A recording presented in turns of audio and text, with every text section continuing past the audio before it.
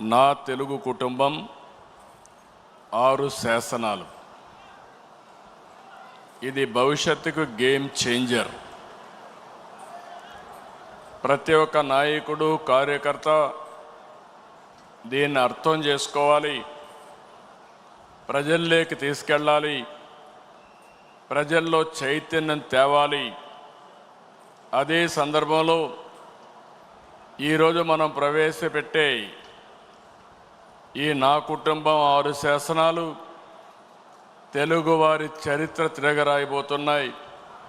ఈ విషయం మీరందరూ గుర్తుపెట్టుకోవాల్సిందిగా మిమ్మల్ని కోరుతున్నాం. సమాజమే దేవాలయం, ప్రజలే దేవుళ్ళు అనునిత్యం మన ఆలోచన విధానంలో మన నాయకుడి స్ఫూర్తే మనకు గుర్తొస్తుంది.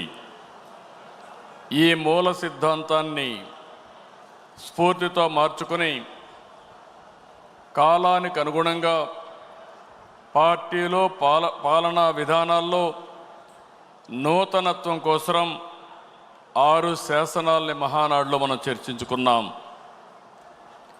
పాత తరం విలువలు, ఇక్కడంతా సీనియర్ నాయకులు అందరూ ఉన్నారు, వాళ్ళ అనుభవాలు, వాళ్ళ విలువలు. కొత్త తరం ఆలోచనలు, ఆస్పిరేషన్, వాళ్ళ అవసరాలు, వాళ్ళ ఆలోచనలు, ఈ రెండు కలిపి నా తెలుగు కుటుంబం పేరుతో 6 శాసనాల్ని ప్రతిపాదించాం. ఈ శాసనాల ద్వారా తెలుగు జాతిని ప్రపంచంలోనే 2047కి నెంబర్ 1 జాతిగా చేయాలనే ఏకైక సంకల్పంతో మనం ముందుకు పోతున్నాం. నాలెడ్జ్, టెక్నాలజీ, ఎంటర్‌ప్రెన్యూర్‌షిప్ కలిగిన యువత ప్రపంచంలో నా తెలుగు కుటుంబాన్ని నెంబర్ 1 చేస్తారు. ఇది నా విశ్వాసం. ఇది జీవితంలో గుర్తుపెట్టుకోండి. ఇది సిబిఎన్ కోట్ అని చెప్పి కూడా నేను మీ అందరికీ విజ్ఞప్తి చేస్తున్నా. ఇందులో భాగంగా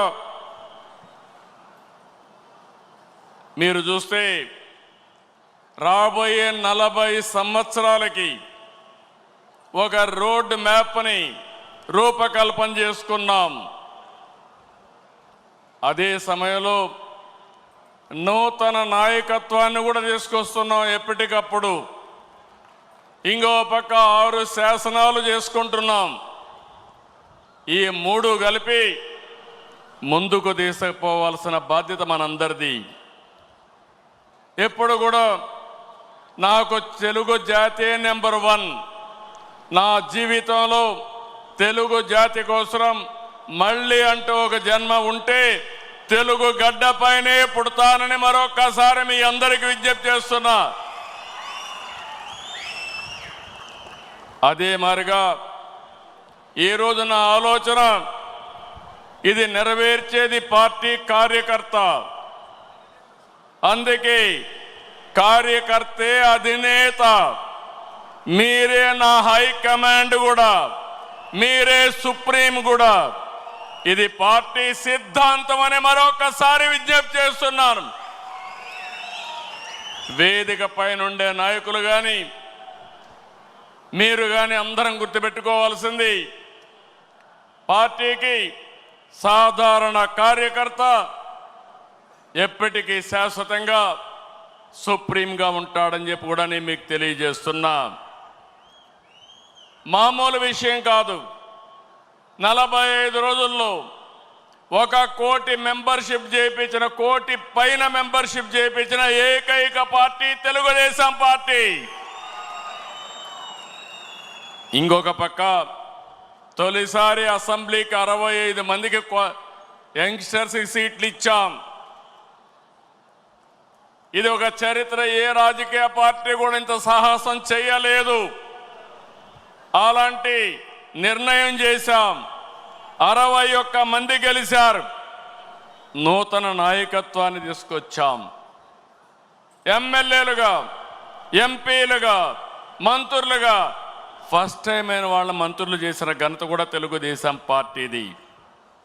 ఈరోజు లోకేష్ గారిని మీరు చూశారు. 6 శాసనాలు ప్రవేశపెట్టాడు. నేను మనస్ఫూర్తిగా అభినందిస్తున్నా. మామూలుగా పోయే ఈ మహానాడిని ఒక నూతనమైన దిశలో తీసుకెళ్లాలని 6 శాసనాలు ప్రవేశపెట్టాడు. అలాంటి లోకేష్ కూడా మీరు చూస్తే బాగా చదువుకున్నాడు. చదువుకొని వచ్చి ఆయనకుండే నాలెడ్జ్ని ఇక్కడ ఉపయోగిస్తూ, టెక్నాలజీ కానీ నాలెడ్జ్ని ఉపయోగిస్తూ ఒక నూతనమైన విధానానికి శ్రీకారం చుట్టాడు. ఇంకో పక్కన రామ్మోహన్ నాయుడు చూస్తున్నారు మీరు.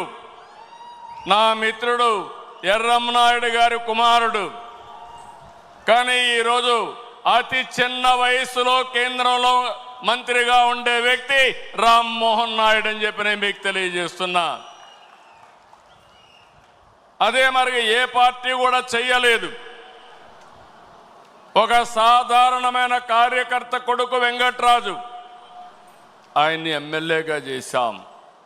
ఒక సాధారణమైన కార్యకర్త అప్పలనాయుడు ఒక ఎంపీగా చేశాం. మొన్నటి వరకు మీ దగ్గర కూర్చున్న వాళ్ళు ఇప్పుడు ఎమ్మెల్యేలుగా వేదిక మీదకి వచ్చారు. ఇది ఒక చరిత్ర. అంటే ఈరోజు మనం ఇక్కడికి వచ్చామంటే మనందరి మీద బాధ్యత పెరిగిందని చెప్పి కూడా నేను మీకు తెలియజేస్తున్నా. తెలుగుదేశం పార్టీ కొత్త తరహా అడ్మినిస్ట్రేషన్ కూడా శ్రీకారం చుట్టాం. ఒకప్పుడు పార్టీ గ్రామ శాఖ, మండల శాఖ, జిల్లా శాఖ, రాష్ట్ర శాఖ ఉంటే కొత్తగా ఎన్నికల్లో ప్రాధాన్యత ఇవ్వడానికి, బాధ్యత ఇవ్వడానికి క్లస్టర్, యూనిట్, బూత్, కేఎస్ఎస్ తీసుకొచ్చాం. ఎప్పటికప్పుడు ప్రజాభిప్రాయాన్ని తీసుకుంటున్నాం.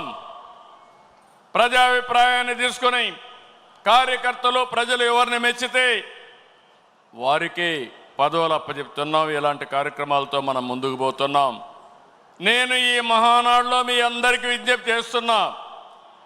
43 సంవత్సరాలుగా తెలుగుదేశం పార్టీ జెండా రెపరెపలాడుతూ ఉందంటే దానికి కారణం త్యాగాలు చేసిన మీరేనని చెప్పి మరొక్కసారి విజ్ఞప్తి చేస్తున్నాను. అందుకే 2025 మహానాడు, కడప మహానాడు కార్యకర్తనే అధినేతగా సుప్రీంగా గౌరవించి భవిష్యత్తులో మీ యొక్క సమిక్షేమం, సాధికారత కోసం పనిచేస్తామని చెప్పి కూడా నేను మీకు తెలియజేస్తున్నా. అయితే ఇదే సమయంలో నేను ఒకటే మిమ్మల్ని అందరినీ కోరుతున్నా. పార్టీ మీకు అండగా ఉంటాం. ప్రజలకు మీరు దగ్గరగా ఉండాలి. ఏ నాయకుడైతే ప్రజల్లో అనునిత్యం అనుసంధానం చేసుకుని పనిచేసి ఎప్పుడు ఎన్నికలు పెట్టినా తెలుగుదేశం పార్టీనే గెలవాలి, అన్ని ప్రాంతాల్లో గెలవాలి. ఈరోజు రాష్ట్రం అంతా కార్యక్రమాలు చేస్తున్నాం. అలాంటప్పుడు కొన్ని నియోజకవర్గాలు గెలిచి కొన్ని ప్రాంతాల్లో మెజారిటీ ఓట్లు వస్తున్నాయంటే దానికి కారణం అక్కడుండే నాయకత్వం కూడా అని చెప్పి నేను మీకు తెలియజేస్తున్నా. మనం రాజకీయాల్లో ఉన్నాం, రాష్ట్రాన్ని మార్చాలనుకుంటున్నాం. అలాంటి సందర్భంలో మీరు కూడా ఆలోచించాల్సింది ప్రజలకు మెచ్చే రాజకీయ పాలన మీ ప్రాంతాల్లో మీరు అందించవలసిన అవసరం ఉంది. ఏ కష్టం వచ్చినా మీరు అండగా ఉండాలి, తోడుగా ఉండాలి. అవసరమైతే నాయకత్వాన్ని అక్కడ అడిగి గట్టిగా 10 సార్లు తిరిగి మీరు ఆ సమస్య పరిష్కారం చేసే బాధ్యత మీరు తీసుకోవాల్సిందిగా నేను కోరుతున్నా. ఇంకొక పక్కన నేను ఒకటే మిమ్మల్ని అందరినీ కోరుతున్నాను. మనం కొన్ని జాగ్రత్తలు కూడా తీసుకోవాలి. నేను ఎప్పుడు కూడా చాలా జాగ్రత్తగా ఉంటాను. ఈ కడప గడ్డలో చెప్తున్నా,